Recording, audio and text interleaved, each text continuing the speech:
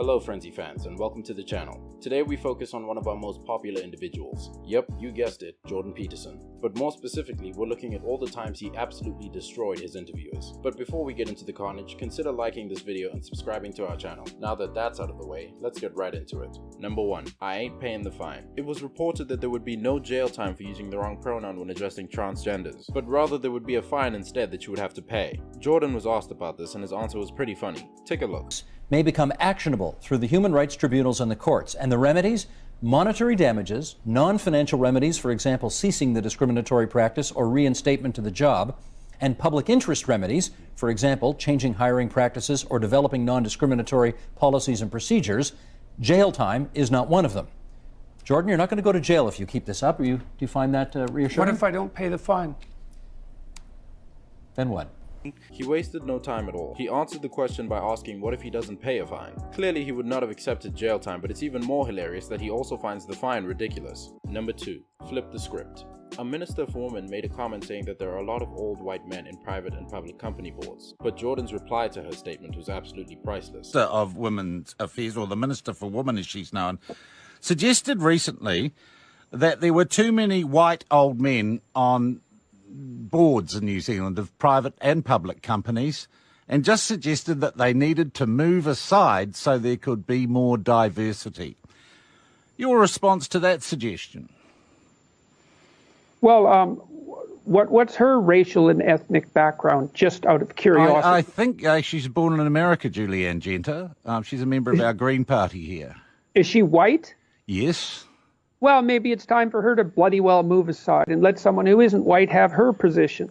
It was pretty ironic, and well, Jordan made a good point. She did ask for equality after all, and Jordan decided that well, it should start with her. Number 3. Jordan Peterson is having none of it. Jordan in an interview was beginning to feel like he was being backed into a corner, and he eventually had an outburst and was not going to stand for it. He made it really clear to the interviewer. Check this out. Talking about masculinity. We are. No, we're not. Yes, we are. How are we talking about masculinity? Because I'm asking you what you think of men and of women. No, basically what you've been trying to do, I would say for the last 15 minutes, is put me into a sequence of corners by accusing me of various forms of misbehavior. Jordan stood his ground and defended himself. You can tell how offended and angry he had become, and he finally reached his last straw. Number 4. Jordan is in disbelief. During Jordan's interview with British GQ, he was absolutely shocked by something that the interviewer brought up. You could visibly see it in his face, tone, and reaction. Check this out. The Pepe flag. Oh, I can't believe you brought that up. Right, but I just think it's... Seriously, I can't believe you brought that up. You should go online. Yeah, I do. Believe me, I do. There's a video called, I think it's called, "Is Jordan Peterson a Darling of the Alt-Right?" Have you watched the video of the person who put up that Pepe flag with me? He's online. But Go watch it. I have seen. You wouldn't, I would say. And why are you concerned about Pepe, anyways? Jesus, he disappeared like 3 years ago. It is, and most of that was trolling by young guys who were trying to drag the media into idiot accusations, like the idea that this was a white supremacist gesture, which I was asked about on CBC. It's like, no, it wasn't.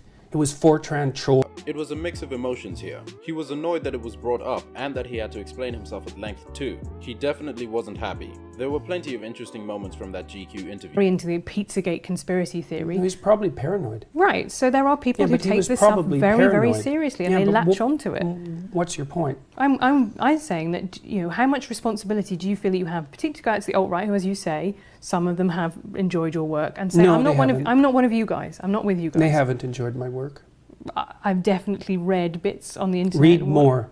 Okay. Find some evidence. I'm extraordinarily sick and tired of this particular accusation / line of question. As you heard there, he was sick and tired, and he was pretty blunt about telling the interviewer to read more. Number 5. Peterson's backers. One day someone was really out to tarnish Jordan Peterson's name, and asked some questions and implied a lot of things about him. It slowly culminated into quite a heated argument. Would you like to disavow the physical violence? Trans people were physically assaulted at this rally in your name. Would you like to disavow that violence? Yes.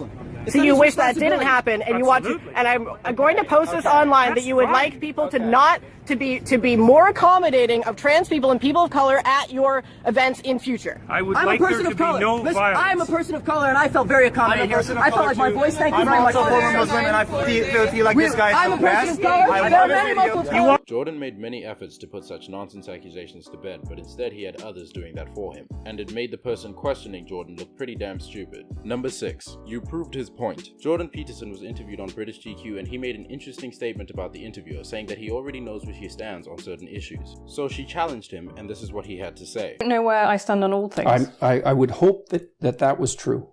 Okay, let's talk about transgender issues. That's fun. What do you think I think about transgender issues?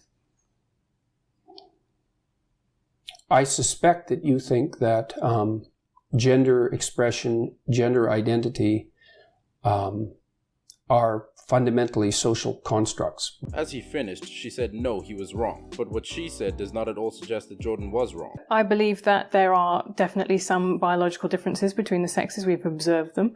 I do believe that gender is a hugely powerful social structure that we've built on top of that it is largely, but not entirely, socially constructed. I think when you look back through the history, biological differences have consistently shrunk, like we were talking in the 18th. They haven't in Scandinavia. They've magnified. Well, she's made herself look stupid, hasn't she? She couldn't admit that Jordan was correct about her. Better luck next time, I guess. Number 7. Facts killing the argument. Jordan Peterson dropped a hard-hitting fact on this woman who was making an argument, but she quickly got silenced and had no reply for Jordan Peterson. If I raise my daughter to become a leader, to be self-confident, to have a high education, for instance, I think she will have a good platform to become a civil engineer, to become a CEO of a company, or to become a nurse. Well, that is what people who think that the differences between people who are primarily culturally constructed believe, but it's not what the evidence suggests. That was a pretty funny moment to witness. The reluctant okay was pretty damn priceless. Number 8. Jordan gets angry again. Here is Jordan getting angry at an interviewer again, and he questions the interviewer's intentions. He said that the problem with those angry women is that since at the end of the argument you cannot fight physically, you can't really deal with them. That's not what I said. I said that that's one of the things that keeps conversation between men civil. Women can't argue with angry women. Women are often bullied by angry women. What I meant was more, you said that, and I'm really not trying to paraphrase you or, to put words into your mouth.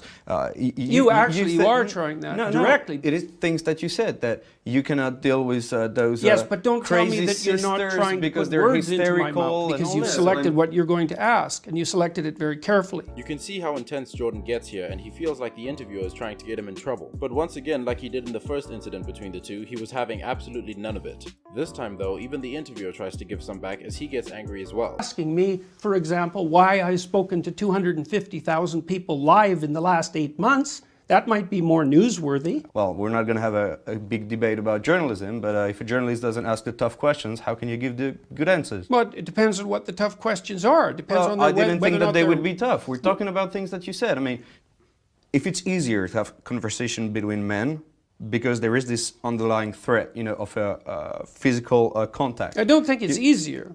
It tends to be somewhat more... Jordan is one angry guy, but you cannot deny that he has some valid points. Thank you for watching today's video. If you enjoyed it, then feel free to like it and subscribe to our channel. We post content just like this every single week. And once again, thank you for watching here on Money Frenzy.